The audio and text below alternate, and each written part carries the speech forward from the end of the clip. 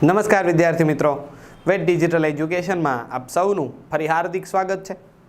ધોરણ 6 વિષય વિજ્ઞાન પ્રકરણ નંબર 8 એટલે કે શરીરનું હલનચલન, જેમાં આપણે પ્રવૃત્તિ 8.1 એટલે કે માનવ શરીર અને તેનું હલનચલન જોવાના છીએ.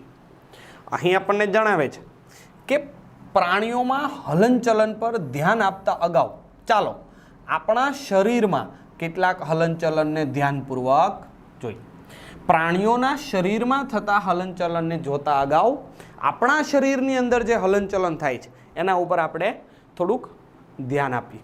અહીં કહે છે જુઓ કે શું તમને સ્કૂલમાં શારીરિક કસરત કરતી વખતે આનંદ આવે છે? સ્કૂલમાં કસરત કરતી વખતે તમારા હાથ અને પગ એ કેવા પ્રકારનું હલનચલન કરે છે? સ્કૂલની અંદર પીટીના વિષયની અંદર તમે મેદાનની અંદર જઈ અને કસરતના દાવ કરતા હશો, તો શું એ દાવ કરવાની તમને મજા આવે છે? જ્યારે તમે સ્કૂલમાં કસરત કરતા હોવ છો ત્યારે તમારા હાથ અને પગ એ કેવું હલનચલન કરતા હોય છે? ચાલો આપણું શરીર જે હલનચલન કરવા માટે સક્ષમ છે, એટલે કે આપણા શરીર દ્વારા જે હલનચલન કરી શકાય છે તેમાંથી કેટલીક શારીરિક ગતિ એ હલનચલનને કરાવવાનો પ્રયત્ન કરી. તમે જે હલનચલનના કાર્યો યોગ્ય રીતે કરી શકો એવી કોઈ ક્રિયા આપણે કરવાનો પ્રયત્ન કરવાનો છે. શું જણાવે છે? એક કાલ્પનિક વિકેટ પર કાલ્પનિક દડો એ ફેંકવાનો તમારે શું કરવાનો છે? પ્રયત્ન કરવાનો છે. માત્ર એક કાલ્પનિક ક્રિકેટની પીચ પર તમારે બોલિંગ કરવાની છે. શું કરવાનું છે? બોલિંગ. તો આપણે શું કરશું? બોલિંગ કરતી વખતે આપણે આપણા હાથમાં જે દડો પકડ્યો છે એવું અનુમાન બાંધી અને આપણે હાથને શું કરશું? ઘુમાવી અને દડો શું કરશું? પીચ ઉપર ફેંકશું, એટલે કે છોડશું. તમે તમારો હાથ કેવી રીતે ફેરવતા હશો? તો કે આપણે આપણા હાથને શું કરીએ છીએ? સંપૂર્ણ ગોળ કરી અને શું કરીએ છીએ? દડાને ફેંકતા હોઈએ છીએ. એટલે કે તમારા ખભાથી વર્તુળાકાર ગતિની અંદર આપણે આપણા હાથને ફેરવતા હોઈએ છીએ. શું તમારો ખભો પણ આની સાથે હલનચલન કરતો હોય છે? આપણને સવાલ પૂછે છે કે જ્યારે તમે હાથને સંપૂર્ણ ગોળ ફેરવો છો ત્યારે ખભા પાસેથી જે તમારો હાથ છે એ સંપૂર્ણ ગોળ ફરે છે? તો આપણો જવાબ શું હશે? હા, ખભાથી આપણો પૂરેપૂરો હાથ કે જે હાથથી બોલ ફેંકવામાં આવે છે એ હાથ પૂરેપૂરો એ વર્તુળાકાર માર્ગે ગતિ કરતો હોય છે. હવે બીજું, પીઠ પર સૂઈ જાઓ તથા તમારા પગને જાંઘની આજુબાજુ ફેરવો. તમારી ભુજાને કોણીથી ઉપર નીચે કરી જુઓ અને તેવી જ રીતે તમારા પગને ઘૂંટણથી શું કરવાનું છે? વાળવાનું છે.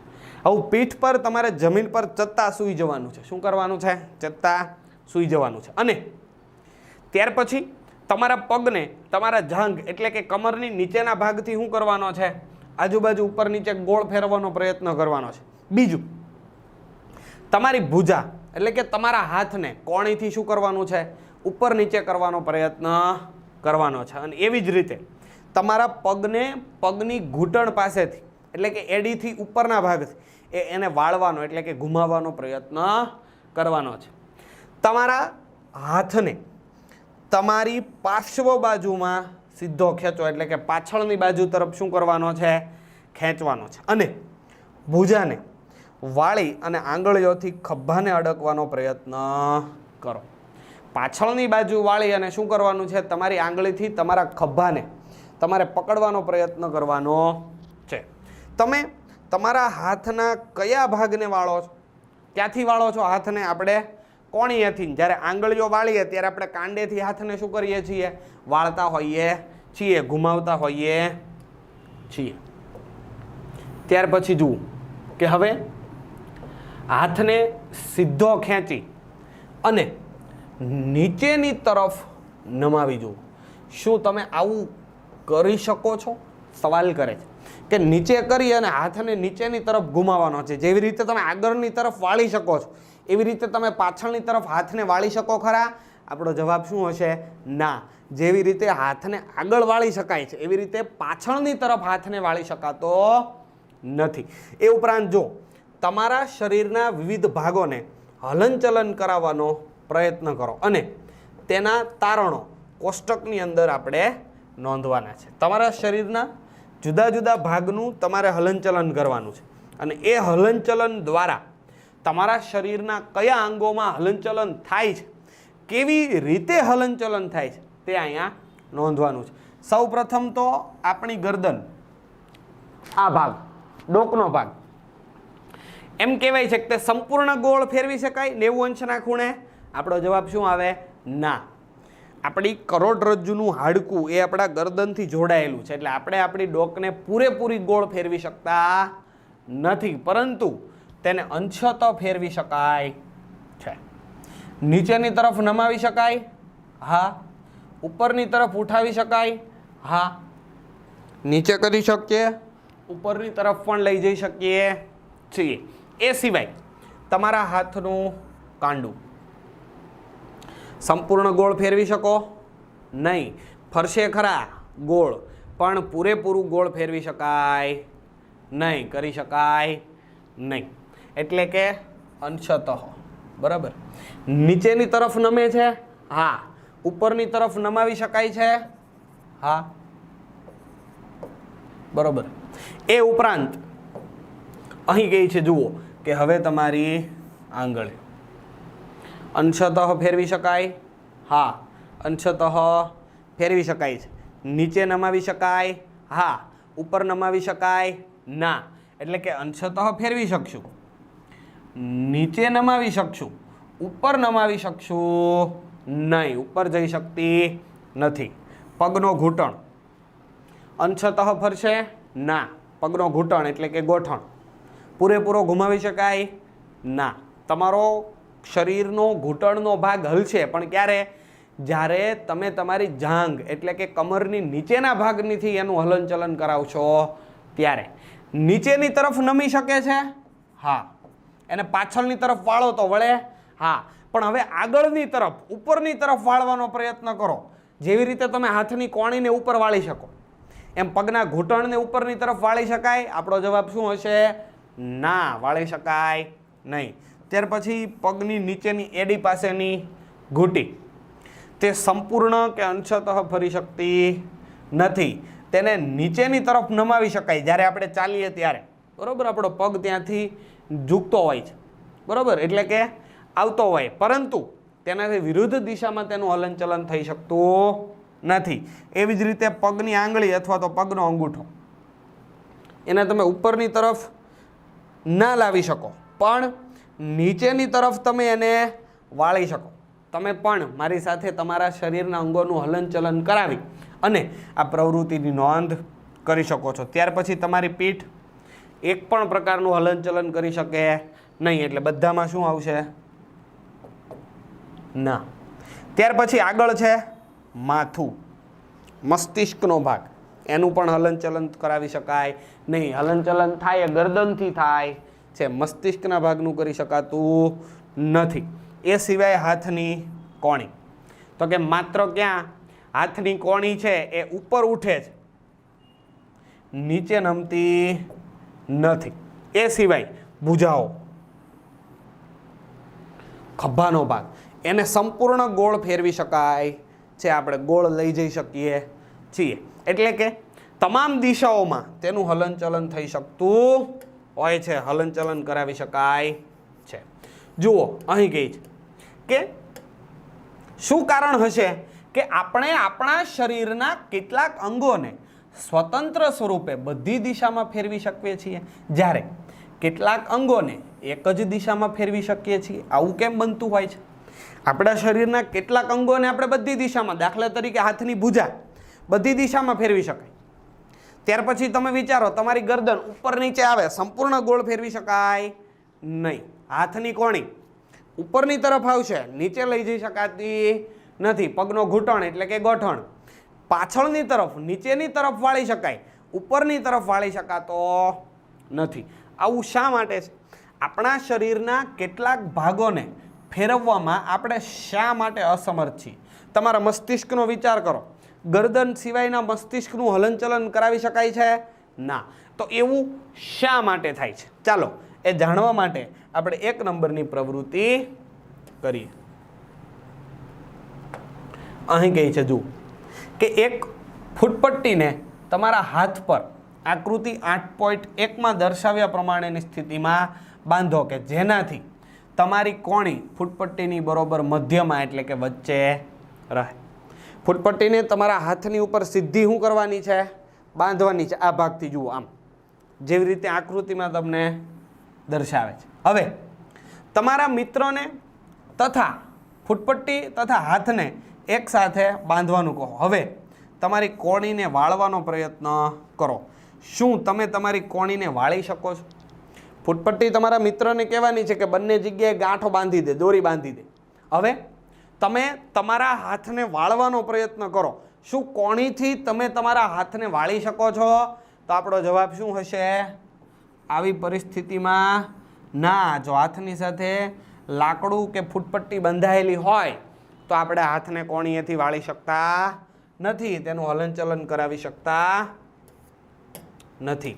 જુઓ અહીં કહે છે, શું તમે એવું ધ્યાન આપ્યું છે કે આપણે શરીરના વિભિન્ન ભાગોને એ સ્થાનેથી વાળી અથવા તો ફેરવી શકીએ છીએ જે સ્થાને બે ભાગો એકબીજા સાથે જોડાયેલા હોય છે.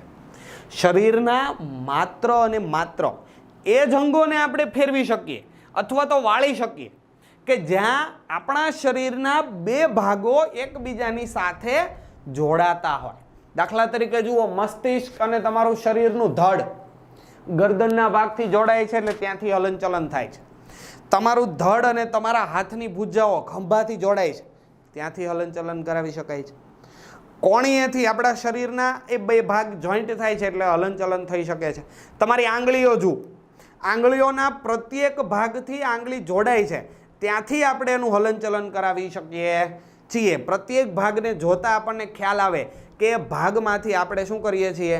આંગળીઓને વાળી શકતા હોઈએ છીએ, ફેરવી શકતા હોઈએ છીએ. અહીં ઉદાહરણ તરીકે કેટલુંક આપે છે જુઓ, કોણી, ખભો તથા તમારી ગરદન. શું તમે આવા અન્ય ભાગોના નામ જણાવી શકો છો કે જ્યાંથી તમે ફેરફાર કરી શકો? હા, હાથનું કાંડું છે, પગની ઘૂંટી છે, કમરથી પગની જાંઘનો ભાગ છે, બરાબર, આપણી કમરનો ભાગ છે. આ બધા જ ભાગથી આપણા શરીર ત્યાં જોઈન્ટ થતા હોય છે, જોડાતા હોય છે, એટલે ત્યાંથી આપણે આપણા શરીરનું હલનચલન કરાવી શકતા હોઈએ છીએ. આ ભાગને અથવા તો આ સ્થાનને સાંધો એટલે કે જોઈન્ટ્સ તરીકે ઓળખવામાં આવે છે. એક માર્કની અંદર કદાચ પૂછાઈ શકે, સાંધો કોને કહેવાય?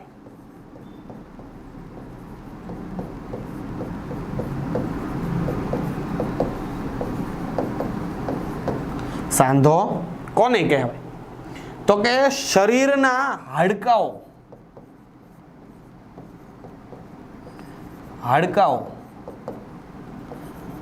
જે બે સ્થાનથી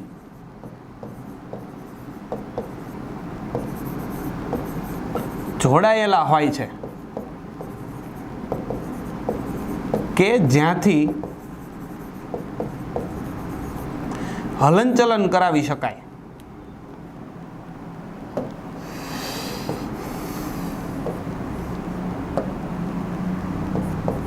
હલનચલન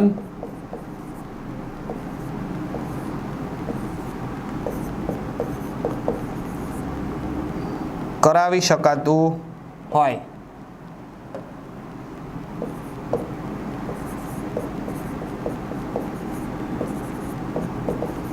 આ ભાગને શું કહેવાય છે? સાંધો કહેવાય છે. શરીરના એવા ભાગ કે જ્યાંથી શું થતું હોય છે? બે હાડકા એકબીજાની સાથે જોડાતા હોય છે, જોઈન્ટ થતા હોય છે, જ્યાંથી આપણે આપણા શરીરના અંગોનું હલનચલન કરાવી શકતા હોઈએ છીએ. એ બે હાડકાઓનું જ્યાં જોડાણ થાય ત્યાંથી હલનચલન થઈ શકે, તેને સાંધા કહેવાય. શું કહેવાય છે? સાંધા કહેવાય છે. અહીં દર્શાવે છે જુઓ કે વિચારો કે જો આપણા શરીરમાં કોઈ સાંધા ન હોત તો તમારી દ્રષ્ટિએ કોઈ પણ પ્રકારનું હલનચલન સંભવ થઈ શકે ખરા? વિચારો તો, જો આપણા શરીરમાં કોઈ પણ પ્રકારના સાંધાઓ ન હોત તો આપણા શરીરની અનુમાન કરો, કલ્પના કરો, હલનચલન કરાવી શકે ખરા? આપણો જવાબ શું આવે? ના. જો સાંધા ન હોત તો આપણે આપણા શરીરના અંગોનું હલનચલન કરાવી શકીએ નહીં. જડની માફક કોઈ સ્થિત મુદ્રામાં આપણે આપણા શરીરને રાખી શકીએ, પરંતુ હલનચલન શક્ય બને નહીં. વાસ્તવમાં સાંધાઓ એ કઈ કઈ વસ્તુઓ પરસ્પર જોડવાનું કાર્ય કરે છે? શું કહે છે કે વાસ્તવમાં આ સાંધાઓને કઈ કઈ વસ્તુઓ પરસ્પર જોડીને રાખે છે? તો વિચાર કરો, તમારી આંગળી વડે તમારો ચહેરો, ગરદન, માથું, નાક, કાન, ખભાની પાછળ, હાથ, પગ, આંગળી તેમજ પગની આંગળીઓને દબાવો. શું તમને એવો અનુભવ થયો કે તમારી આંગળીઓ કોઈ કઠણ વસ્તુને દબાવી રહી છે? જુઓ તો, તમારું મસ્તિષ્ક દબાવવાનો પ્રયત્ન કરો, તમારી કોણી એટલે કે હાથથી દબાવવાનો પ્રયત્ન કરો, ખભેથી દબાવવાનો પ્રયત્ન કરો. આ પ્રવૃત્તિ તમારે સાથે કરવાની છે. જુઓ, આંગળીઓ દબાવો, ખભો દબાવી જુઓ, મસ્તિષ્કમાં દબાવી જુઓ. વિચાર કરો તો અનુભવ કર્યો, એના આધારે તમને ખ્યાલ આવ્યો કે આપણા શરીરના આ ભાગોની અંદર આપણને કોઈ કઠણ અને મજબૂત વસ્તુ હોય એવો અનુભવ થતો હોય છે, એવી આપણને લાગણી થાય છે. આ કઠણ સંરચના એટલે કે જે બનાવટ છે તે આપણા શરીરના હાડકાઓ છે. શું છે? હાડકાઓ. તમારા શરીરના અન્ય ભાગમાં આ પ્રક્રિયાને ફરી પુનરાવર્તિત કરો તો તમને અનુભવ થશે કે આપણા શરીરમાં આટલા બધા હાડકાઓ. તમે તમારા શરીરના દરેક અંગ સાથે પ્રવૃત્તિ કરી જુઓ. તમારા ઘૂંટણ, તમારી ગરદન, તમારી કમર, ત્યાર પછી તમારી છાતીનો ભાગ, તમારી પીઠનો ભાગ, તમારા મસ્તિષ્કનો ભાગ, નાકનો ભાગ, કાનની અંદરનો ભાગ, તમારા પગના ભાગ, ઘૂંટી, હાથના આંગળા, હાથની કોણી, હાથનું કાંડું, હાથના ખભાઓ, પ્રત્યેક ભાગની અંદર એ હાડકાઓ આવેલા હોય છે. હાડકાઓની સંરચના હોય છે. અહીં કહે છે જુઓ. તો હવે તમને પ્રશ્ન થાય કે કઠણ મજબૂત વસ્તુ હોય તો એને વાળી શકાતી નથી, તો પછી આપણે આપણી કોણીને કેવી રીતે વાળી શકતા હશું? વિચારો તો.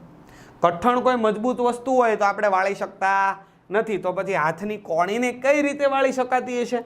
તો કે હાથના ઉપરના ભાગથી લઈને કાંડા સુધી એક જ હાડકું હોતું નથી. વાસ્તવમાં અનેક હાડકાઓ કાંડા સુધીના ભાગમાં જોડાયેલા હોય છે. તમને પ્રશ્ન થાય કે એક જ હાડકું જો કઠણ મજબૂત હોય તો એ થોડું વચ્ચેથી વળી શકે? એવું શક્ય બને નહીં. પરંતુ આપણા શરીરમાં કોઈ એક સળંગ સીધું હાડકું હોતું નથી. તમારા ખભાથી લઈ તમારી હાથની પ્રત્યેક આંગળીઓ સુધી નાના નાના હાડકાના ભાગ આવેલા હોય છે. હાડકાની ખાસ નાની નાની સંરચના હોય છે. આ નાની નાની સંરચનાઓ સાથે મળી અને તમારા હાથની રચના કરે છે, જેને આપણે આ જોડાયેલા એટલે કે સાંધાના ભાગથી જોડાયેલા છે, તેથી આપણે એનું હલનચલન કરાવી શકીએ છીએ. આવી જ રીતે આપણા શરીરના પ્રત્યેક ભાગમાં અનેક હાડકાઓ આવેલા હોય છે. આપણે આપણા શરીરને એ જ બિંદુથી વાળી અથવા તો હલનચલન કરાવી શકીએ છીએ કે જ્યાં આ અસ્થિઓ એકબીજાની સાથે જોડાતી હોય. વાસ્તવમાં આપણે આખું હાથ નથી, આખું હાડકું નથી વાળી શકતા, પરંતુ હાડકાઓ જ્યાંથી જોડાયેલા હોય છે એ જ ભાગોને વાળી શકીએ છીએ. એ જ બિંદુએથી કે એ જ સ્થાનેથી તેનું હલનચલન કરાવી શકાય છે.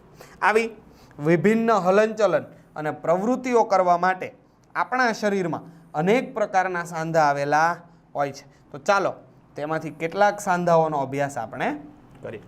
શરીરના વિવિધ ભાગની અંદર તેના ઉપયોગ પ્રમાણે વિવિધ પ્રકારના સાંધાની રચના એ આપણા શરીરમાં થયેલી છે. આપણે આ એકમની અંદર આવા જ કેટલાક મહત્ત્વના જે સાંધાઓ છે એ સાંધાઓનો અભ્યાસ કરીશું, જેમાં સૌથી પહેલો છે ખલદસ્તા સાંધો, જેનો અભ્યાસ આપણે હવે પછીના વિડીયો લેક્ચરમાં કરીશું. Thank you.